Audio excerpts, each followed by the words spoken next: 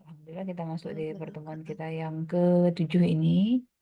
Yang insya Allah Sabtu besok kita akan melakukan UTS ya. Jam 3 ya. Iya, Ibu. Ibu Arin Oke. boleh tanya nggak, Bu? Gimana sistem buat UTS-nya? Pakai sepada atau gimana ya, Ibu? Iya, kata menurut Prodi menggunakan sepada ya. Hmm, Nanti baik, masuk Ibu. di jam yang sudah ditentukan, hari Sabtu insya Allah jam 3. Nanti setelah peserta masuk, seperti biasa, setelah absen login, nanti baru dikasih password, baru mahasiswa bisa masuk ke dalam pada ujiannya itu ya. Itu harus serentak semua ya, Bu, ujiannya? Gimana? Itu harus serempak semua ya, Bu, untuk loginnya? Untuk login di akun sepada itu? Barengan waktu Oh, ujiannya? iya sih seharusnya iya. Hmm. Ya, Baik, paling Ibu. saya buat 20 lebih kurang pakai apakah minta waktu 30 menit, 30 menit aja untuk laksanaannya. Materinya sampai pulmonal ini atau yang sampai inhibitor kemarin, Ibu? Sampai 7 kali. 7 di mana? Di pulmonal, di hari ini pulmonal. Iya, pulmonal berarti. Ibu mau bertanya Baik, Sabtu besok ya Ibu? Sabtu ini, ya Bu. Oke, berarti kita masuk ke materi selanjutnya yaitu adalah farmakologi dari sistem pulmonal atau respirasi. Kelompok berapa? pulmonal kelompok 3, Ibu. Oke, silahkan.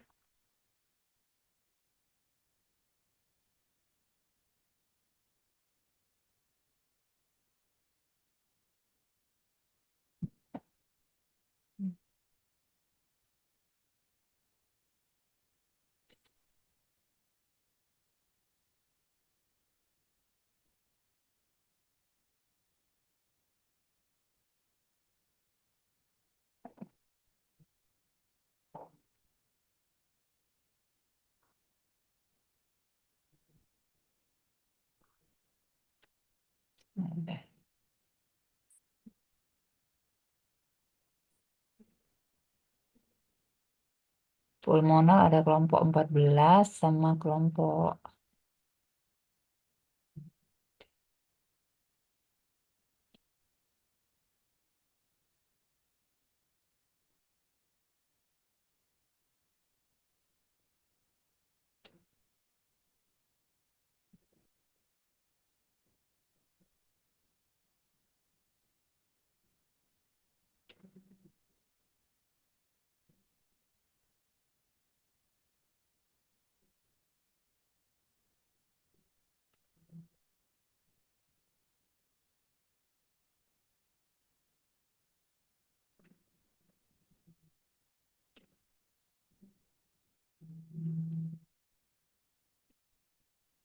13-14 ya.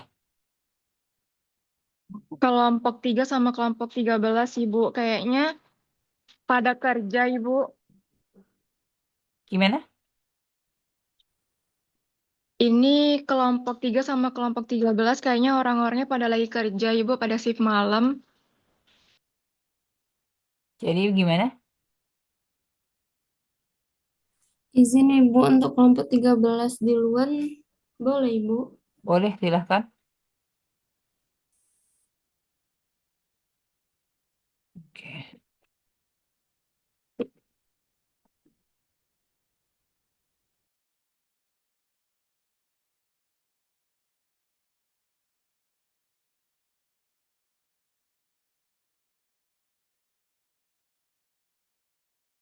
Baik, Assalamualaikum warahmatullahi wabarakatuh. Waalaikumsalam warahmatullahi wabarakatuh. Yang saya hormati Ibu Apoteker Yuni Andriani, SSI, MSI, Dan yang saya hormati teman-teman semua mahasiswa farmasi jalur khusus 2025. Pada kesempatan kali ini, berikanlah kami kesempatan untuk menyampaikan materi tentang farmakologi pulmonal. Sebelumnya saya perkenalkan diri, saya dari kelompok 11 yang beranggotakan dua, saya sendiri Alif Aditya Pratama yang NIM 25316 dan teman saya Mutia Kolbu Nizami 25316 209. Untuk penyampaian materi akan disampaikan oleh Mutia Kolbu Nizami. Pada Mutia kami persilahkan.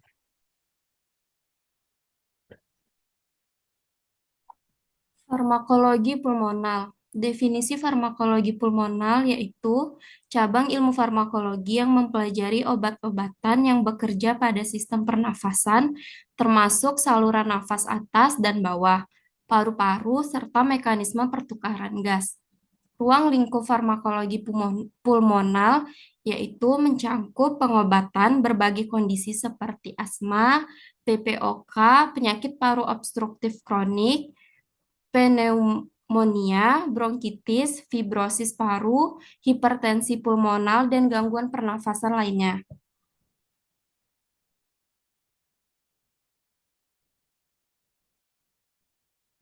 Klasifikasi obat pulmonal, bronchodilator B2 agonis, yaitu yang pertama salbutamol atau albuterol, beta 2 agonis, kerja pendek untuk serangan asma akut. Indikasi salbutamol yaitu serangan asma akut atau reliever, hiperkalemia, bronkospasma pada PPOK. Kontraindikasi salbutamol yaitu hipersensitivitas terhadap salbutamol, tirotoksisitas. Farmakodinamik salbutamol yaitu agonis beta 2 berikatan dengan reseptor beta 2 adrenergik pada otot polos bronkus, meningkatkan KEM melalui aktivitas protein GS sehingga menyebabkan relaksasi otot polos dan bronkodilatasi. Farmakokinetik salbutamol yaitu agonis beta 2 menyebabkan bronkodilatasi dengan meningkatkan KEM pada otot polos bronkus. Obat bekerja cepat, onset 5-15 menit, durasi 4-6 jam, dimetabolisme di hepar dan diekskresikan melalui ginjal. Yang kedua yaitu formoterol.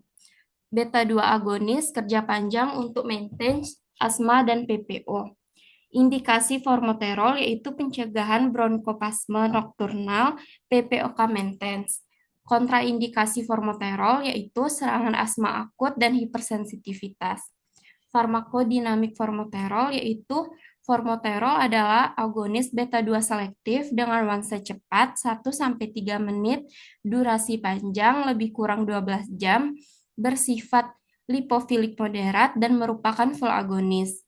Farmakokinetik formoterol yaitu memiliki onset 1-3 menit dengan puncak efek 1-2 jam dan durasi kerja sekitar 12 jam sehingga digunakan 2 kali sehari.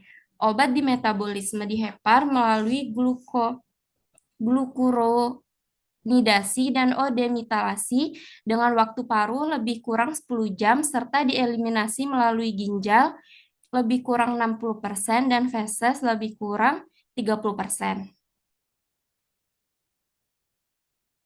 Salmeterol. B2 agonis kerja panjang, onset lebih lambat dari formoterol.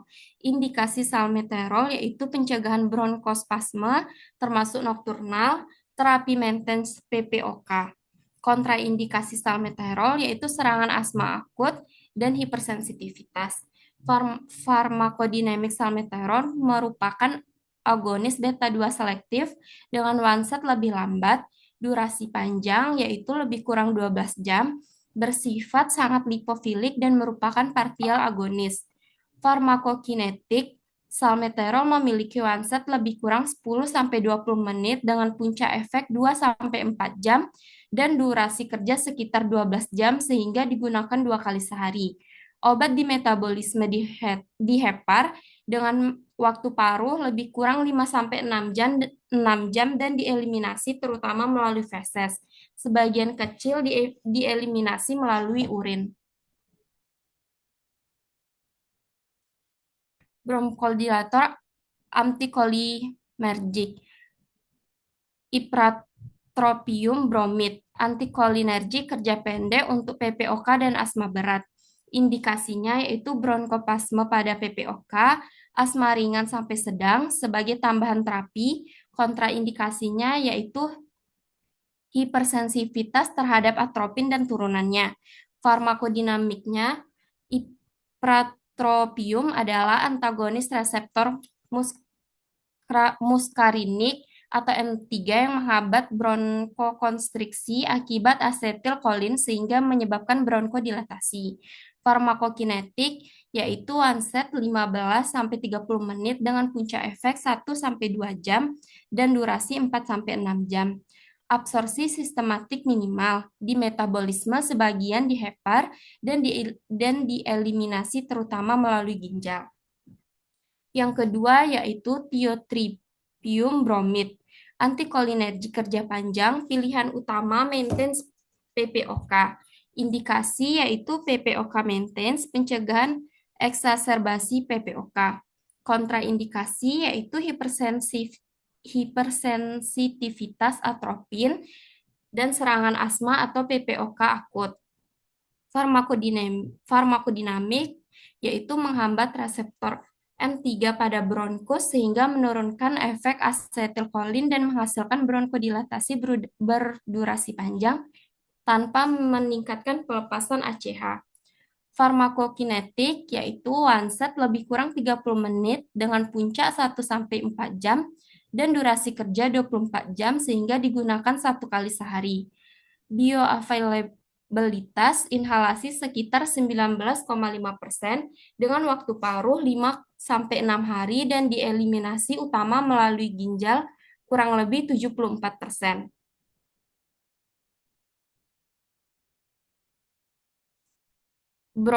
Bronkodilator metilstantin. Yang pertama teofilin, bronkodilator oral untuk asma dan PPOK. Indeks terapi sempit. Indikasi teofilin yaitu asma kronik dan PPOK. Terapi tambahan. Kontraindikasi teofilin yaitu asma kronik dan PPOK. Farmakodinamik teofilin yaitu menghambat fosfodiesterase sehingga meningkatkan KEM, menimbulkan bronkodilatasi, serta memiliki efek stimulan ringan pusat nafas. Farmakokinetik teofilin yaitu absorpsi oral baik di metabolisme di hepar dengan waktu paruh lebih kurang 8 jam dan dieliminasi melalui ginjal. Yang kedua yaitu aminofilin. Bronkodilator golongan metilstantin. Indikasi aminofilin yaitu asma akut berat dan eksaserbasi PPOK. Kontraindikasi aminofilin yaitu hipersensitivitas, aritmia, dan epilepsi. Farmakodinamik aminofilin yaitu meningkatkan KEM melalui inhibisi fosfodiesterase dan antagonis adenosin sehingga menyebabkan bronkodilatasi. Farmakokinetik aminofilin diberikan intravena di metabolisme di hepar menjadi teofilin dengan eliminasi melalui ginjal.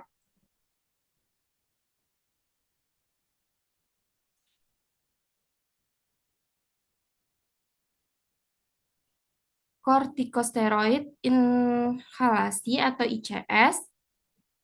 Yang pertama budesonide, kortikosteroid inhalasi untuk terapi pemeliharaan asma dan PPOK. Indikasi budesonide yaitu asma persisten, kontraindikasinya yaitu serangan asma akut. Farmakodinamik budesonide berikatan dengan reseptor glukortikoid intraseluler, menekan mediator inflamasi dan meningkatkan gen antiinflamasi, sehingga menurunkan edema, mukus, dan hiperreaktivitas bronkus.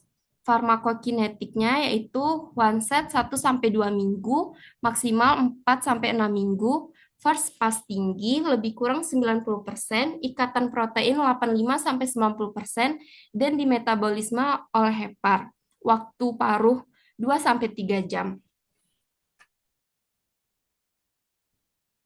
Yang kedua, fluticasone propionate, kortikosteroid inhalasi proten untuk terapi pemeliharaan asma dan PPOK. Indikasinya yaitu asma persisten, PPOK, kontraindikasinya hipersensitivitas terhadap fluticasone atau komponen sediaan, serta bukan untuk penanganan serangan asma akut. Farmakodinamik berikatan dengan reseptor glukokortikoid intraseluler menekan mediator inflamasi sehingga menurunkan edema mukosa, sekresi mukus, dan hiperreaktif bronkus. Farmakokinetiknya yaitu one set 1-2 minggu, bioavailabilitas sistematik sangat rendah, di metabolisme hepar, dan dieliminasi terutama melalui feses.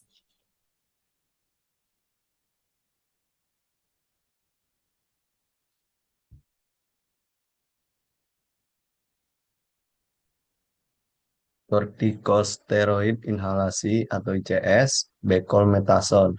Kortikosteroid inhalasi untuk terapi pemeliharaan asma. Indikasi asma persisten. Kontraindikasi hipersensitivitas.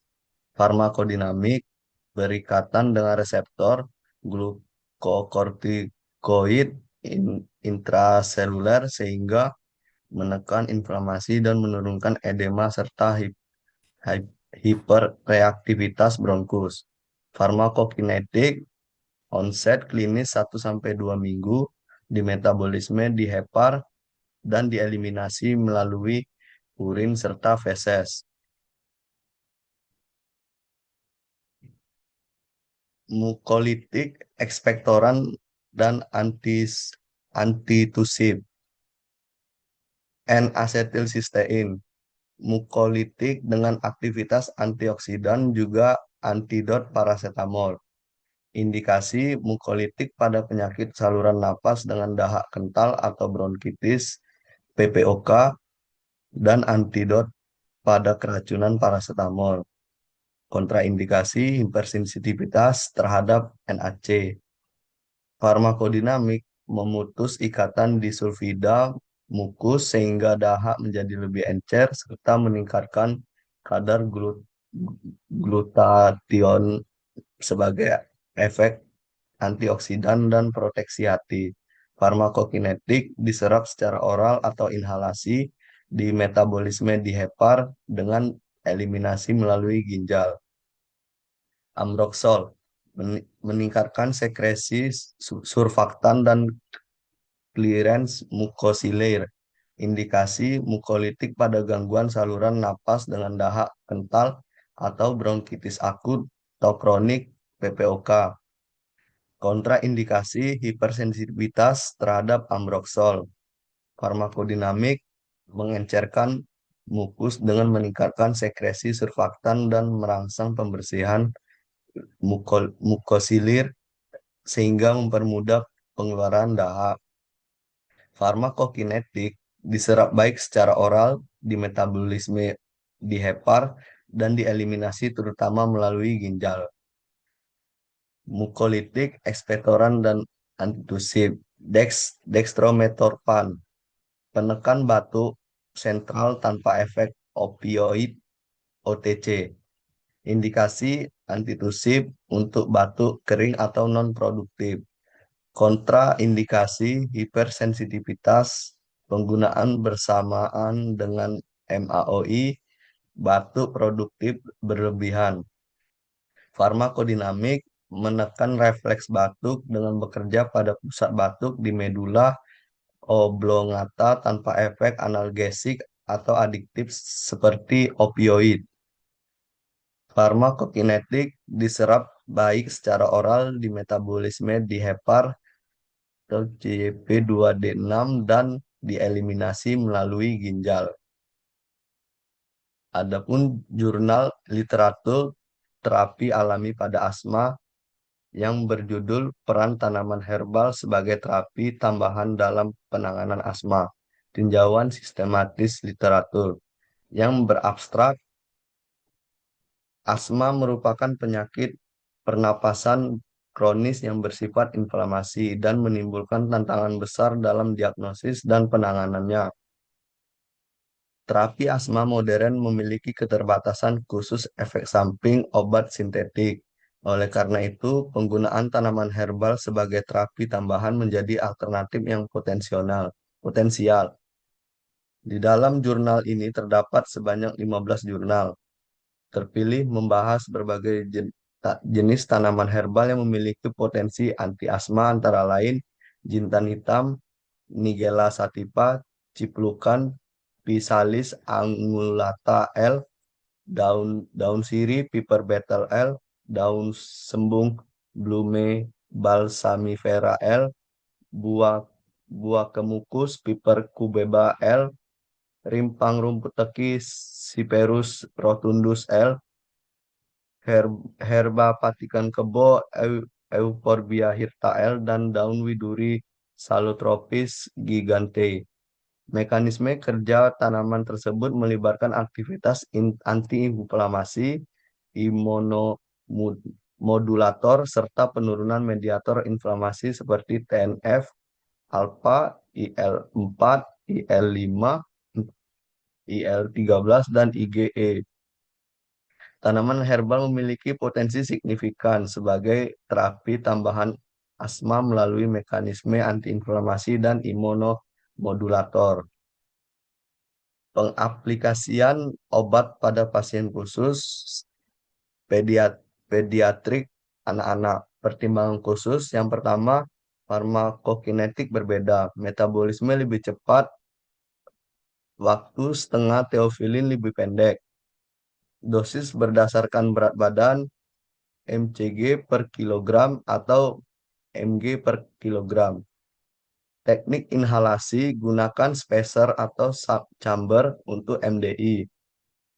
Rekomendasi obat, salbutamol, umur di atas 2 tahun, nebulizer dari lahir. Budesonide di atas 6 bulan, nebulizer. Pengaplikasian obat pada pasien khusus, geriatrik atau lansia. Pertimbangan khusus, yang pertama, fungsi ginjal dan hepar, penyesuaian dosis diperlukan. Komorbiditas, CVD, glaukoma, hipertrofi prostat. Poliformasi, perhatikan interaksi obat, teknik inhalasi, kesulitan koordinasi MDI. Rekomendasi, tiotropium, pilihan utama PPOK 1 kali sehari. Beta 2 agonis, hati-hati aritmia, hipoklemia. Hati-hati teofilin, hindari jika memungkinkan. Interaksi obat atau efek samping. Kelas obat yang pertama, beta 2 agonis atau bronkodilator. Efek samping utamanya, tangan gemetar, jantung berdebar. Interaksi obat, obat beta blocker menurunkan efek diuretik dan steroid bisa menyebabkan kalium rendah. Kelas obat antikolinergik, efek samping utamanya, mulut kering, sulit buang air kecil. Interaksi obatnya, obat antikolinergik lain, yaitu efek samping bertambah. Untuk kelas obat metilsantin atau teofilin, efek samping utamanya mual, gemetar, gangguan irama jantung. Interaksi obatnya, antibiotik tertentu dan kafein, yaitu kadar teofilin naik, rokok, kadar turun.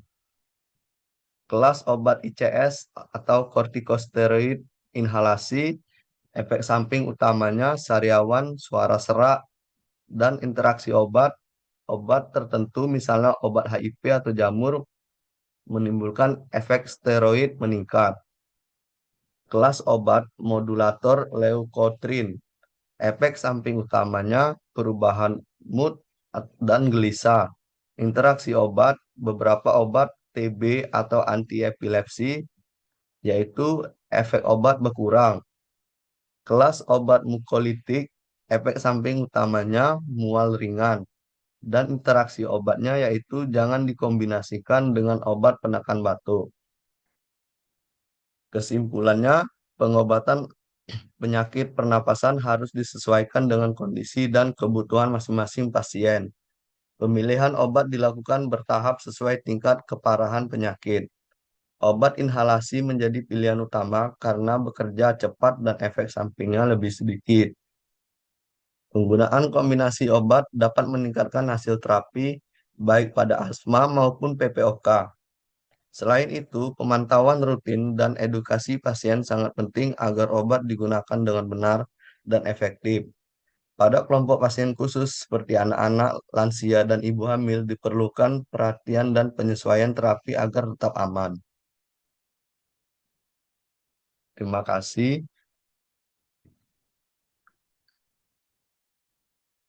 Untuk kelompok lain, apakah ada yang ingin bertanya?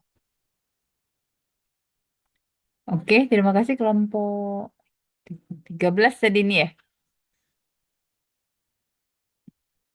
Eh, kelompok 3 bisa nggak? Ada orangnya. Ibu, kelompok 3 udah Arin konfirmasi orangnya. Ini Ratu gak ada balas chat Arin, Ibu. Cuman Farid bales. Jadi gimana? Tapi PPT-nya di Ratu, Ibu. PPT-nya ada di Drive. Ada di Ratu. Belum Enggak. diupload. Yang revisinya belum diupload ke Drive, Ibu. Oke, jadi gimana? Atau dialihkan tugasnya nih nanti? Yang nggak presentasi saya alihkan ke membuat video.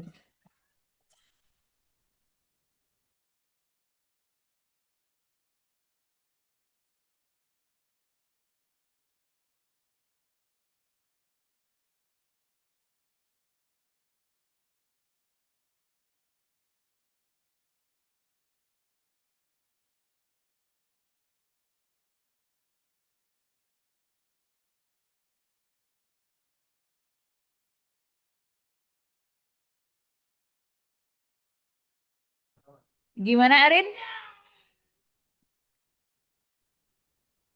Ini Arin lagi tanya ke Farid, Ibu. Enggak, jangan lama-lama. Cepat keputusannya dikerjakan malam ini atau dialihkan tugasnya membuat video. Kasih aja tanya jawabnya gitu. Jadi dia langsung cepat responnya. Kita nggak punya waktu lama. Baik, Ibu. Oke. Jadi saya lagi Arin menghubungin kelompok 3. Seharusnya kalau tahu jadwal dia presentasi malam ini, dia mempersiapkan diri walaupun bekerja, minta waktu 30 menit, 15 menit minimal gitu kan nggak lama presentasi ini juga. 20 menit lah sambil bertanggung jawab atas pekerjaannya gitu. Jangan lari gitu. Sudah tahu kelompoknya malam ini presentasi, satu nggak bisa dihubungin, satu lari. Nah, itu nggak bertanggung jawab. Oke, sambil Aren mengurus teman yang belum bisa bertanggung jawab, mari kita lihat pengerjaan tugas dari kelompok 13. Oke, tadi saya udah kirim ya plotnya sama Mutia. Jadi kita ini di farmakologi membedakannya dengan farmakoterapi adalah farmakologi itu kita fokus sama senyawa obatnya. Ya kan? Makanya lihat di buku textbooknya, dia itu walaupun di dalam kelompok-kelompok obat pada setiap sistem itu juga dia spill atau dia sebutkan bisa digunakan untuk keluhan apa, gangguan apa, penyakit apa. Namun lebih fokus itu ke senyawa obatnya. Gitu ya. Tujuan utamanya itu si farmakologi itu kan judulnya adalah mempelajari tentang obat ya. Kalau farmakoterapi lebih dalam penggunaannya dalam terapi. Jadi kalau farmakoterapi itu kita pendekatannya pasien oriented. Kalau farmakologi kita pendekatannya drug oriented. Kita kenalan dulu dengan obat, gimana dia bekerja, gimana sifatnya, bagaimana dia eh, pada fase farmakokinetikanya, bagaimana ketika dia pada fase farmakodinamika. Ya, benar ini memang kayak pelajaran anak SMA ya, karena kita ada yang berasal dari SMK. atau pelajaran anak ahli media.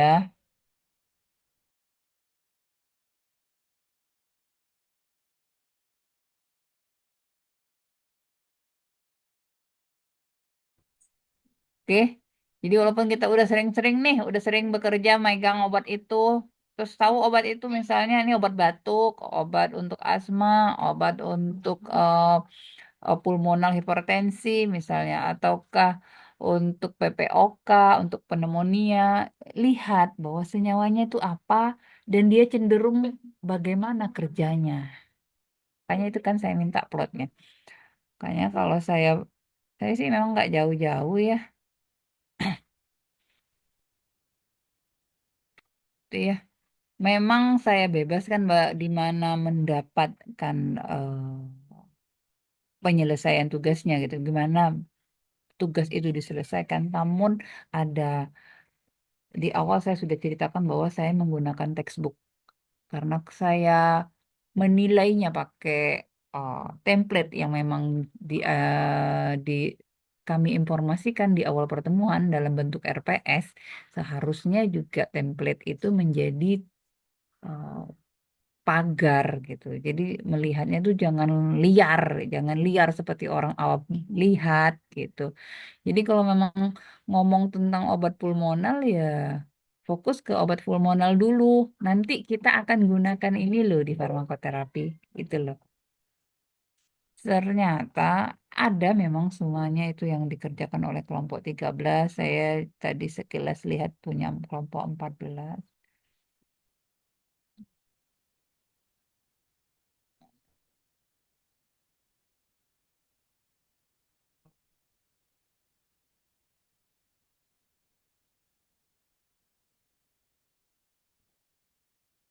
Tuh. Kita kan paling sulit itu adalah menentukan apa yang mau kita ceritakan gitu. Ketika dapat tugas, kita mau cerita apa nih? Yang ibu mau macam mana nih? Padahal kan ibu sudah bilang di awal bahwa textbooknya ini kita pakai Katsung, pakai guide, pakai Goodman-Gilman, itu Basic Clinical Pharmacology, ataupun buku textbook lainnya. Itu artinya saya mau ajak kalian melihat dengan kacamata itu juga gitu loh. Jadi kalau lihat di sini dia sama seperti pertemuan awal kita kan ada pernah di spill tuh yang obat di respirasi. Contoh-contohnya. Nah, kalian itu melihat lebih detail lagi, lebih jelas lagi gimana obat yang sifatnya bronkodilator. Memangnya gimana dia membuat si bronkus menjadi dilatasi itu cara kerjanya tuh gimana? Apakah berikatan dengan leukotrien? Tuh, walaupun kelompoknya bisa dari beta agonis, bisa jadi dari antagonis muskarin, bisa dengan inhibitor enzim fosfodiesterase gitu, gitu. Masuk kelompok-kelompoknya, ya. Ataukah memang pulmonal pakai yang imunomodulator? Sekarang kan semua obat tuh. Lihat aja kalau kalian eh, biasa melayani resep, lihat pasti ditambahkan imunomodulator atau imunostimulan. Pasti ada ditambahkannya juga. Karena apa? Tubuh itu distimulasi untuk get well soon, dibilangnya itu untuk recovery. Ya, nah tuh lihat gimana cara kerja si kelompok bronkodilator oleh macam-macam ini. Jadi bronkodilator tentu saja dia mendilatasi bronkus caranya macam-macam. Apakah dengan eh, si otot masalnya,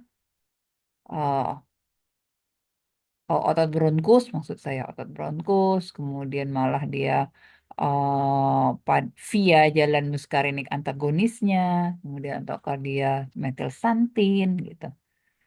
Karena nanti sudah melihat bahwa kelompok bronkodilator ini memang bukunya, makanya di buku ini kan nggak langsung nih eh, goal apa kita bilang nih learning objectivenya, goal apa, capaian pembelajaran ibaratnya. Jadi minimal kalau bab pulmoner farmakologi ini tahu ini loh. Ini skip dulu yang asma, enggak, CPO, CPO, C, COPD atau PPOK belum dulu gitu. Terus rute obat, iya ini kan nanti bisa lihat bahwa senyawa ini bisa diberikan inhalasi, parenteral atau oral. Nanti dulu kita lihat. Namun fokusnya ke sini nih. Tuh, kayak saya langsung kirim itu ke Mutia. Nanti Mutia tolong forward ke kelompok 3. Apakah mekanisme dia mau? Tapi kalau nggak bisa presentasi pada hari dia harus presentasi, harusnya pindah ke membuat berarti dia melaporkannya bentuk video. Oke, itu nggak usah itu lihat dulu. Tuh, nih, gitu. Nah, ini kan banyak ya. Nah, yang ininya tuh yang cari di, saya sih mah nyarinya ini doang. Nih, udah banyak nih yang udah jadi ini. Mana yang mau diakuisisi? Terus saya kalau oh, nggak cocok misalnya yang dia ceritakan ini. Saya selalu nyari yang slasher pasti pakai keywordnya pakai bahasa Inggris ya karena rata-rata yang bahasa Inggris tuh template-nya tuh template orang kuliahan gitu. Ya, apa kamu punya farmasis atau PharmD, eh, college gitu. Nah, itu lebih lebih dekat ke sana daripada kalian kalau pakai keywordnya farmakologi, pulmonal pakai bahasa Indonesia lebih kemana-mana. Bisa bisa jadi itu tugas-tugas kayak kalian yang upload, kayak kalian buat tugas tuh kalian upload gitu. Boleh. Let sedekat mungkin dengan textbook yang tadi nih. Nih. Ya, tapi kalau kalian copy, kalau seperti ini kan mau di copy, ditranslate, copy lama banyak banget ya narasinya. Cari ininya doang, gambar dong. Ini ya tadi.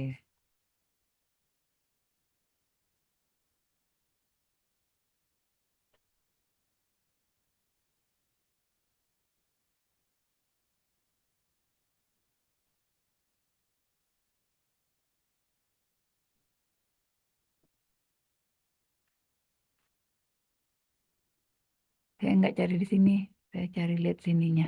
Ah, ini doang nih, yang si token. Perlu ininya.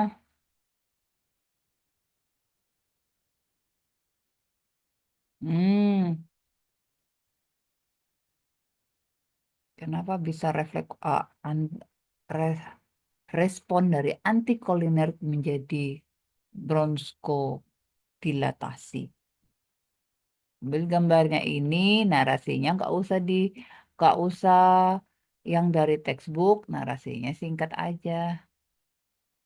Nih, mode of action. Atau ini bisa juga nih, ini copy ke Gemini ya. Buatkan gambarnya, dibuatkan sama Gemini. Kan lebih simpel. Ya nggak perlu buat di tugas, perlu juga buat di kerjaan.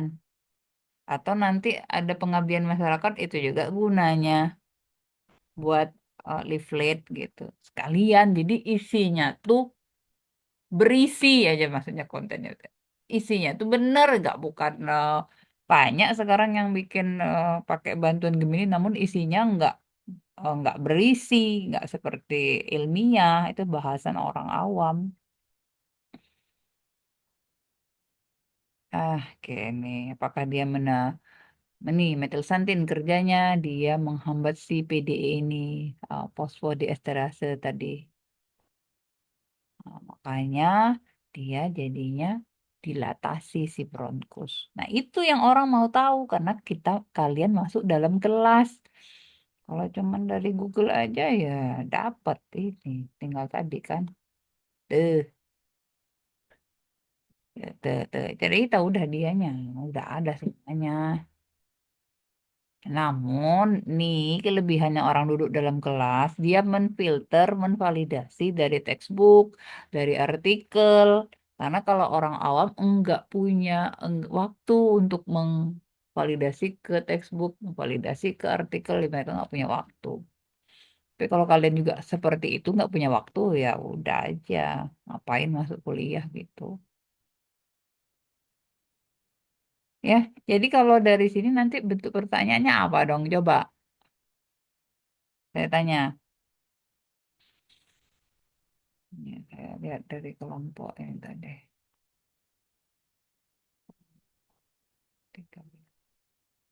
Satu aja ya filenya, nggak usah dua-dua. PPT, PPT aja, PDF, PDF aja. Apa yang dikumpulkan. Tuh. Kalau kayak gini nanti gimana kalau mau UTS-nya ini? UTS-nya nanti saya soalnya soal vignette ya. UTS-nya soal vignette. Berarti saya kasih kasus, kasus obat. Nggak pakai penyakit, nggak. Hanya paling pengajar keluhannya doang. Pasien dengan asma misalnya. Tapi nggak kalau farmakoterapi kan ada patofisiologinya, ada pemeriksaan lab, ada hmm, first line dan pemantauan terapi. Enggak. Kalau farmakologi soal vinyet namun fokusnya di obat ya. Soal vinyet gimana Bu? Cari di Google gimana bentuk-bentuk soal vinyet. Biasanya soal cerita. Namun kalau soal cerita itu kita fokus di keyword pertanyaannya dia nih mau nanya apa gitu. Tuh. Nah, jadi kalau di sini jurnalnya pakai jurnal apa ini Mutia?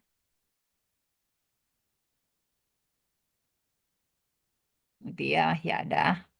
Iya, Bu. Ya, Mutia jurnalnya jurnal apa yang diangkat?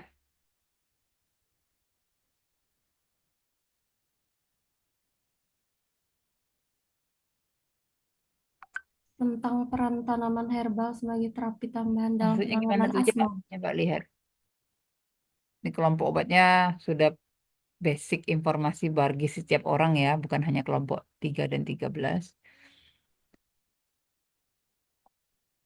Kemudian mari kita lihat yang artikelnya kelompok 13 pakai. Boleh di scroll sampai ke artikel.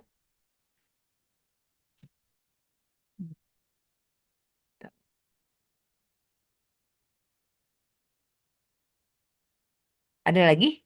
Maksudnya nih selain ini ada tampilan lagi. Ini ya, Ada satu.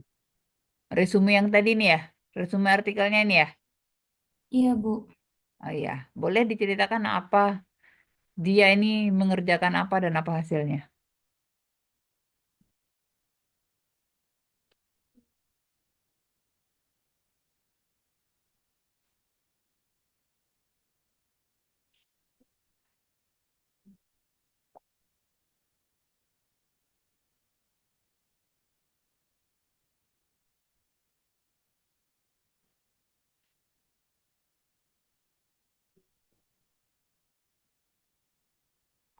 Gimana, Mut?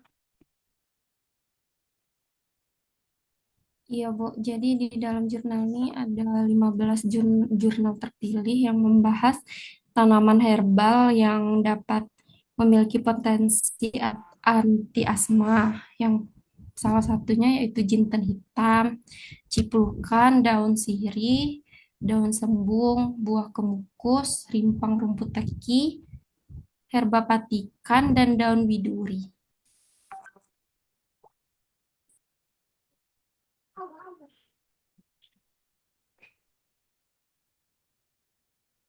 Ini kalau mau meringkaskan, kalau menyimpulkan, ini maksudnya kemarin saya minta di artikel penggunaan. Nah, artikel ini misalnya Mutia mau meringkaskan, berarti kasih poin-poin aja. Misalnya ini review tentang tanaman herbal yang untuk anti asma gitu. Apa aja buat simpulan dari 15 itu. Jadi ini banyak banget ini bacanya. Di asma itu ada berapa tanaman, kemudian dari beberapa tanaman itu rata yang kerja di mana. menyerupai bronkodilator, menyerupai penghambatan mediator inflamasi, atau menyerupai imunomodulator gitu. Jadi kan per poin mudah mengidentifikasi gitu ya. Karena sifatnya otak itu kita mudah ingat itu kalau kita kasih kode-kode buat dia gitu loh. Mudah masuknya.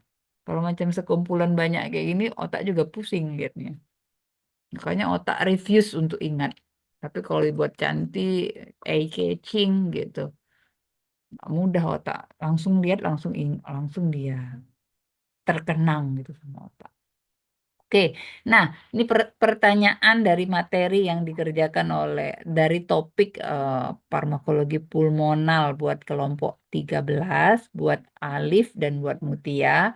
Tolong saya dikasihkan alasan kenapa penggunaan kortikosteroid itu bisa pada gangguan pulmonal atau dapat digunakan sebagai obat pada gangguan pulmonal. Emangnya gimana sih kerjanya si golongan kortikosteroid ini untuk gangguan-gangguan pada respirasi? Gimana cara kerjanya? Silahkan Alif dan juga Mutia.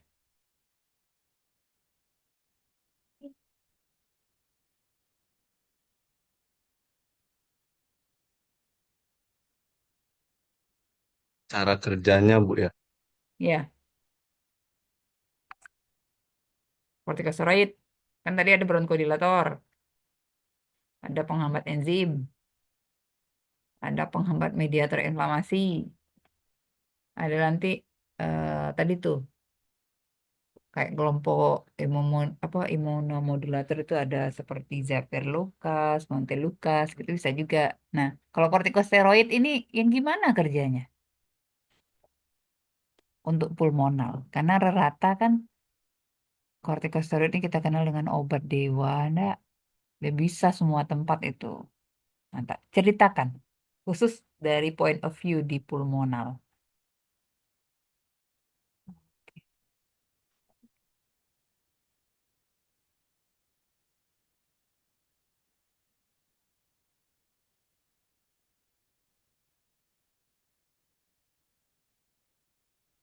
Tiga ya.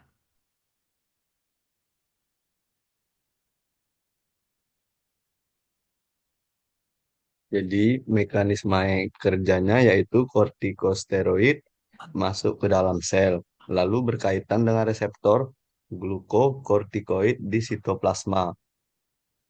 Kompleks ini masuk ke inti sel dan mengatur ekspresi gen yang mengontrol produksi protein antiinflamasi atau seperti lipokortin, serta menekan gen proinflamasi seperti sitokin dan enzim COX-2. Hasil akhirnya adalah penurunan aktivitas sel-sel inflamasi atau eosinofil, makrofag, limfosit T, dan penurunan mediator inflamasi di saluran napas.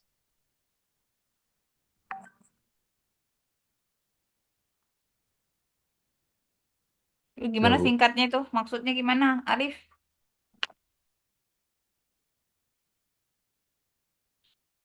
Itu bahasanya masih Google banget itu. Bahasanya Google banget. Agak nggak ngerti ini dalam kelas ini nih.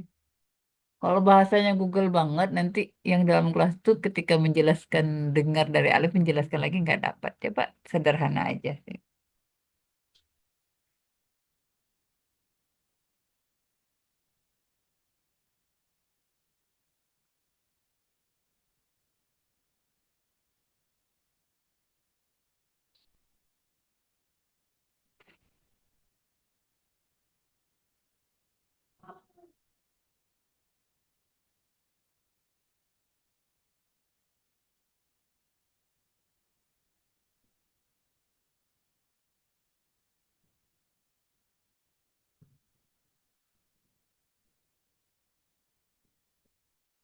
Gimana Alif? Iya, Bu. Eh,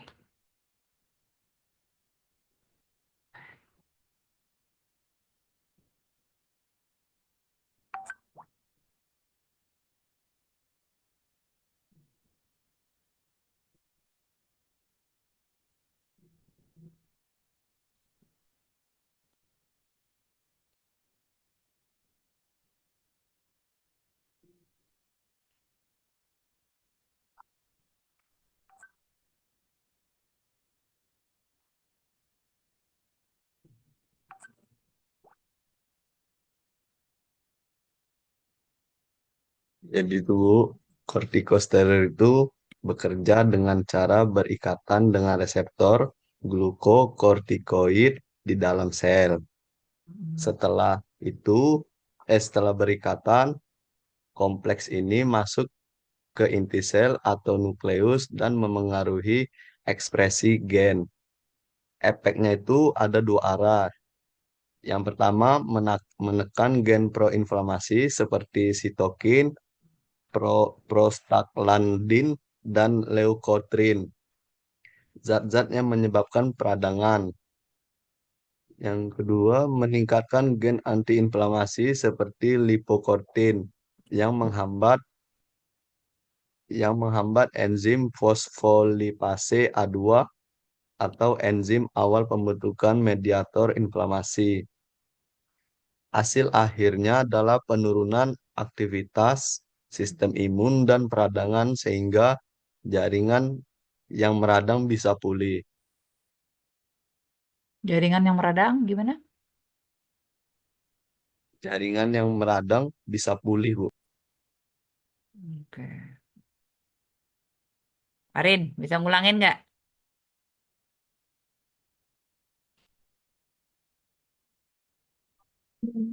Arin nggak ngerti Ibu bahasanya. Google. Tinggi banget bahasanya Ibu. Ini bahasa Google itu. Arin nggak ngerti.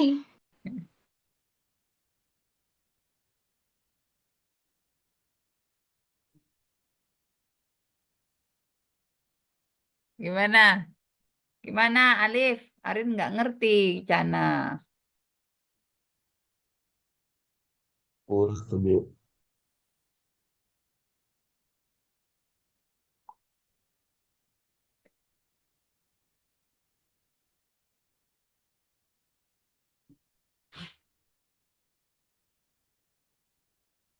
Kan kortikosteroid ada dua.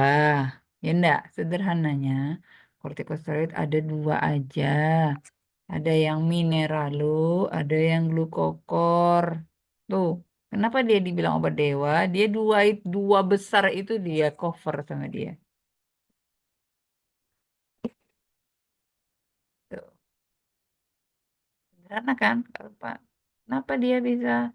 Kenapa tuh apa? Tujuannya adalah anti-inflamasi kalau kortikosteroid. Kortikosteroid yang antiinflamasi itu yang kelompok glukokor. Beda ya. Senyawa kortikosteroid yang glukokor pasti besar antiinflamasinya besar. Kalau yang mineralokortikoid dia besarnya di pengaturan mineral. Makanya untuk anti udem, untuk elektrolit, itulah masuk kelompok sana. Nah, kenapa tujuannya kalau kortikosteroid apa lebih untuk ke si pulmonal ini lebih digunakan yang glukokor? Tujuannya buat apa,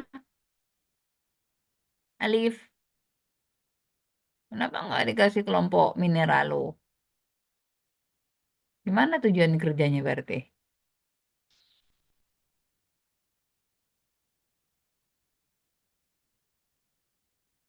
Supaya apa? Apa yang besar dari si aktivitas glukokortikoid ini?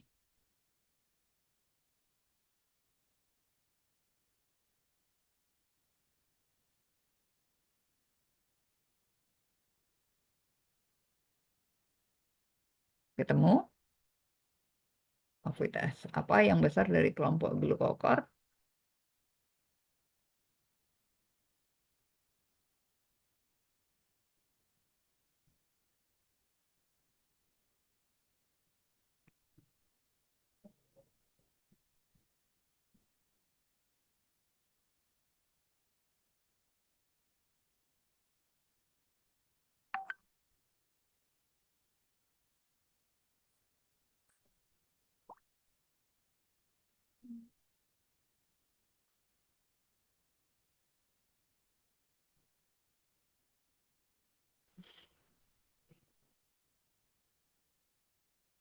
Gimana Mutia? Ibu izin menjawab, Ya, aktivitas terbesar glukokortikoid yaitu efek antiinflamasi dan imunosupresifnya, yaitu menekan pelepasan zat penyebab radang, sitokin, prostaglandin, leuketrin, dan menghambat kerja-kerja sel imun yang memicu peradangan. Tujuan penggunaan glukokortikoid pada gangguan pulmonal yaitu untuk mengurangi peradangan dan pembengkakan pada bronkus, menurunkan produksi lendir berlebih, meningkatkan efektivitas bronkodilator seperti salbutamol, dan mencegah kerusakan permanen atau remodeling saluran nafas. oke. Mut, itu dapatnya dari mana?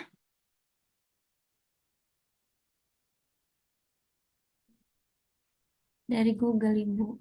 Gak, iya maksudnya kan Alif juga dari Google juga, cuman Mutia kok dapatnya kayak gitu, pakai keyword apa? Boleh Mut, ditunjukkan caranya Mut. Dia lewat Canva AI, Ibu. Pakai Canva. Wah, Canva juga jawabkan gitu ya? Iya, Ibu. Nah, gitu Lip.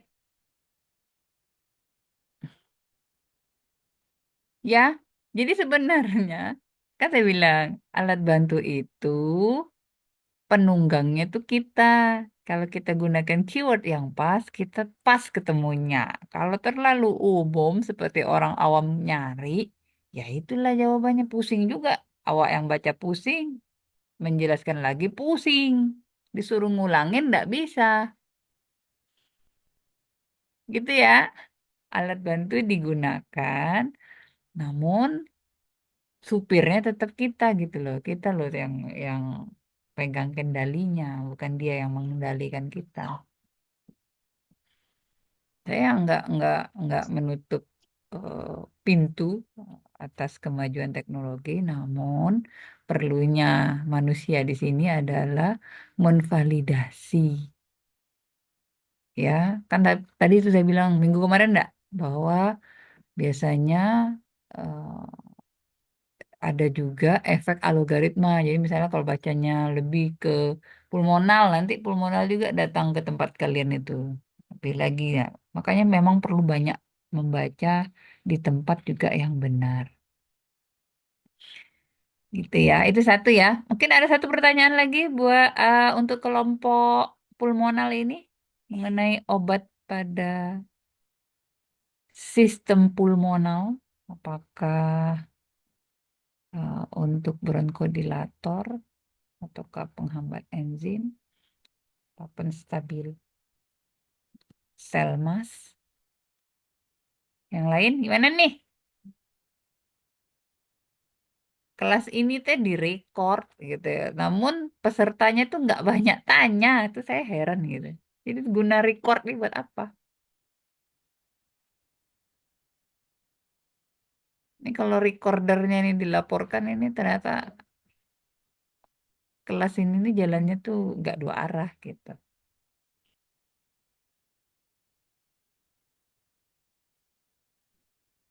Gimana nih kelas parkol sistem tubuh? Udah tidur ya jam 9 malam?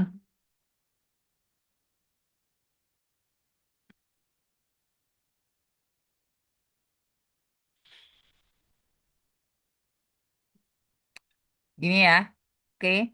Mungkin recordernya ini ada fungsinya untuk belajar. Saya positive thinking orangnya. Recorder ini fungsinya adalah untuk mengulangi yang misalnya tadi yang pesertanya yang sedang tidak bisa duduk dengan rapi itu, dia mau mengulangi. Oke, berarti untuk setiap peserta hari ini silakan mendengar recorder hari ini karena saya ada kasih tugas untuk hari ini mengenai pulmonal. Ya, nanti saya kirimkan ya. Karena ini kan berapa minggu yang sudah direcord, Arin? Arin? Eh, kan 7 pertemuan ini, Bu. Yang direcord cuma 5. Yang pertemuan pertama itu nggak ke-record, sama yang pertemuan kemarin itu nggak bisa di-download, Bu, recordnya. Oh, kebesaran ya? Apa? Nggak tahu, Bu, kenapa. Nggak bisa di-download. Kok nggak bisa download? Yang record laptop siapa? Ratih, Bu. Oh gitu. Biasanya kalau habis kita tutup, dia record langsung ke laptop. Iya, cuma nggak tahu kenapa nggak bisa di-download Ibu dari Oh, kemarin udah dicoba. kita udah ada apa aja ini yang record yang ada. Sebentar. Ya udahlah, yang hari ini aja. Hari ini aja. Nanti saya kirimkan di dalam grup sambil merecord. Nah, itu sebelum UTS udah dikumpulkan ya. Materi tentang hari ini nih. Begitu, Arin? Itu PPT-nya atau tugasnya Ibu yang sebelum Tugas. itu? Ini tugas Tugas. individu, nggak pakai PPT-PPT-an. Oh, tugas individu. Baik Tugas Ibu. individu itu berarti everyone mengerjakan. Kan itu gunanya record. Untuk didengarkan, terus apa hasilnya dari pendengarannya itu. Ya nggak? Ibu ini kan hasil recordnya itu 1 jaman lebih Ibu setiap video. Kira-kira kalau kira-kira kapan terakhir Ibu? Apakah di jam Ngapain? 2 hari Kan Sabtu? kita kalau mendengar record, kita bisa dengarkan di bagian yang mau kita dengarkan aja. Baik Ini Ibu. mah nggak usah presentasi yang itu, ini di sesi diskusi biasanya kita banyak itu. Iya kan? Iya Ibu. Itu gunanya record di YouTube juga bisa kan kita mau skip yang bagian kita cari dulu gitu. Sebelum kita mendengarkan yang utuhnya. Saya nggak bisa kan. Oke, gitu ya Rin. Berarti bener ya kelompok apa kelas ini tuh UTS-nya jam berapa? 3 sore. 3 sore Ibu. Jam 3 ya. Heeh, karena itu harus serempak. Ini jamnya itu begini ya. Saya seperti saya sedang buat sedang soal.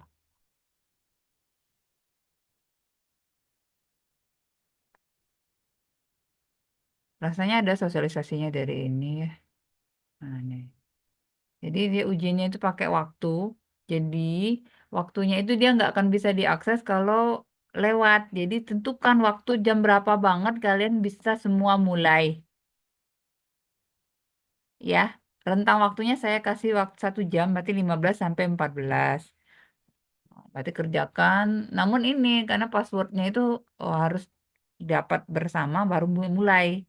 Kalau dapat password nggak serempak mulai nanti waktunya nggak bisa submit gitu.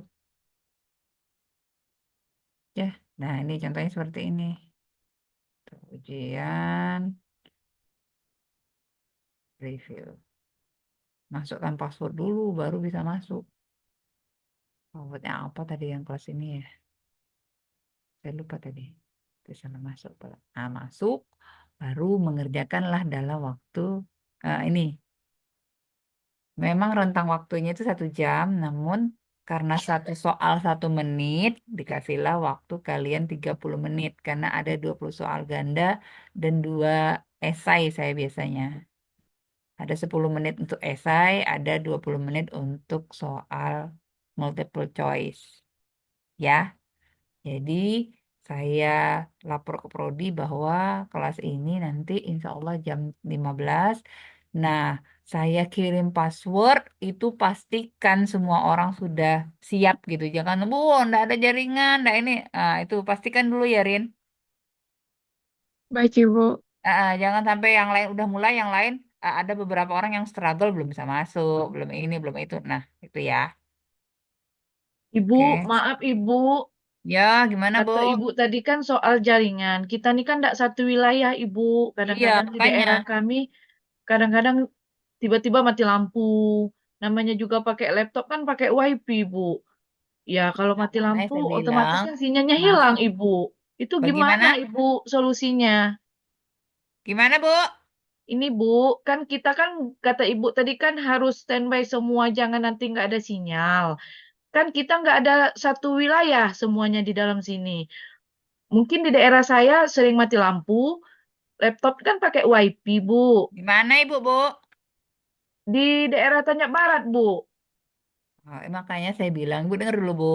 Nah, Masuk jam 3, informasikan ke Arin, udah standby belum, baru dikirim password. Gitu, Bu. Iya, Ibu. Maksud saya gini, Bu. Mungkin passwordnya sudah masuk. Tapi tiba-tiba pas saat ujian, lampunya mati, gimana itu, Ibu? Ya, jangan didoakan, Bu. Nanti ada caranya lagi. Ya, Bu. Iya, Masuk mau dulu cari. tadi. Soalnya ini sudah semingguan ini kita mengerjakan ini. Kemarin hari Selasa itu memang karena semua menggunakan ini ngejam dia, Bu, Atlas Selasa itu, Bu. Tapi ada caranya, Bu. Oh, jadi ada solusinya, Bu. Ada solusinya, Bu. Kita Oh, sudah mempertimbangkan. Namun, kita tetap diminta menggunakan aplikasi ini untuk pengerjaan ujiannya. oke, Gitu Bu. ya, Bu. Iya, Jangan Bu. takut ya, Bu. Ada, Bu. Ini kayak hari ini aja yang nggak presentasi ada caranya kan, Bu? Oh iyalah, kalau gitu, Bu. Iya, betul, Bu. Ibu sendiri juga nanti nggak apa-apa. Oke, makasih, Bu. Oke, gitu ya. Saya udah kirim ya? Belum gara-gara, Bu. Oke, baiklah. Masih ada lagi? Itu hanya untuk memastikan, berarti, oh, jadi ibaratnya kalau jangan sampai di bawah 80% peserta siap ya, Arin. Baik, Ibu. Ya, pastikan di atas 80% udah siap, baru saya kirim password. Kita pengerjaannya lebih kurang 30 menit yang untuk soal, namun prosesnya itu 1 jam. Proses absen, foto masuk, keluar gitu ya. Sama seperti perkuliahan juga untuk presensinya. Oke, Hmm. kalau nggak ada pertanyaan lagi, nanti saya kirimkan job desk pulmonal hari ini di dalam grup. Saya tutup dengan mengucapkan Alhamdulillah. Assalamualaikum warahmatullahi wabarakatuh. Waalaikumsalam warahmatullahi wabarakatuh. Terima kasih, Bu. Kasih. Yuk, udah ya, Wabarakatuh. udah di-upload ya, logout ya. Si Ilham, Ibu. Belum diuploadnya ya, Ilham Ibu? ya. Tadi saya udah kirim belum? Kita, Bu. Udah ya? Oke.